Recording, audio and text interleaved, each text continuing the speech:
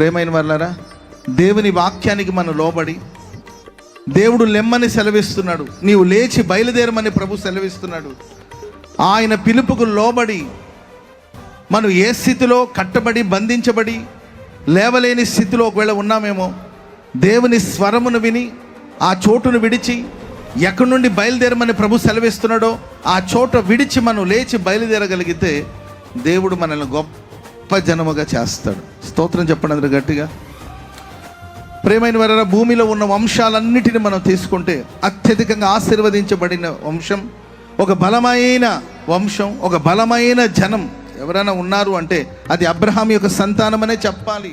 కొద్దిగా ఆరంభించబడిన తన సంతానాన్ని దేవుడు బహుగా ఆశీర్వదించి ఆకాశ నక్షత్రాల వల్ల నిన్ను విస్తరింప చేస్తాను, ఇసుక రేణు వల్ల నేను నిన్ను విస్తరింప చేస్తానని సెలవిచ్చిన దేవుడు కొద్దిగా ఆరంభించిన తన జీవితం, లేకపోతే ఒంటరిగా ప్రారంభించిన తన జీవితాన్ని ఒక బలమైన జనముగా ప్రభు మార్చాడు.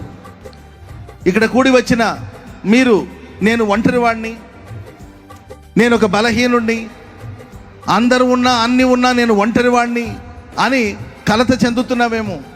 వారిలో ఒంటరి అయిన వాడిని 1000 మందిగాను, ఎన్నిక లేని వారిని బలమైన జనముగా మార్చిన దేవుడు నిశ్చయముగా నిన్ను, నీ కుటుంబాన్ని ఈ పట్టణములో ఒక బలమైన జనముగా ప్రభు మార్చబోతున్నాడు. చప్పట్లు కూడా దేవునికి స్తోత్రం చెప్పండి గట్టిగా.